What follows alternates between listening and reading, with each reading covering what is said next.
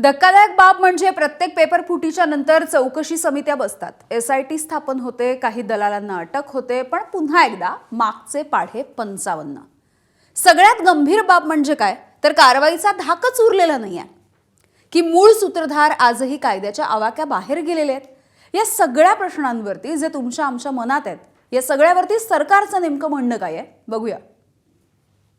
याची शासनाने गंभीरपणे नोंद घेतलेली आहे। माननीय मुख्यमंत्री महोदय, माननीय उपमुख्यमंत्री महोदयांनी पण याची गंभीर नोंद घेतलेली आहे। पोलीस प्रशासनाला त्याचा सखोल चौकशी करण्याचे आदेश त्या ठिकाणी देण्यात आलेले आहेत आणि या चौकशीतून जे काही समोर येईल त्या सर्वांवर त्या ठिकाणी कठोर कारवाई केली जाईल। काल मात्र काही अनोळखी इस्मांकडे अशा पद्धतीचे पेपर आढळून येत असल्याची माहिती भिवंडी परिसरातल्या पोलिसांना त्या ठिकाणी मिळाली।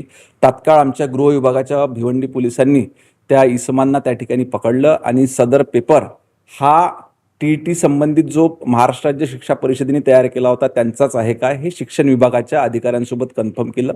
ती माहिती त्या ठिकाणी प्राप्त झाली। ही परीक्षा पारदर्शक पद्धतीने होण्याकरिता उद्याची TET परीक्षा ही रद्द करण्यात आलेली असून ही पुढे ढकलण्यात आलेली आहे आणि पारदर्शक पद्धतीनेच ही परीक्षा यानंतर घेण्यात येईल।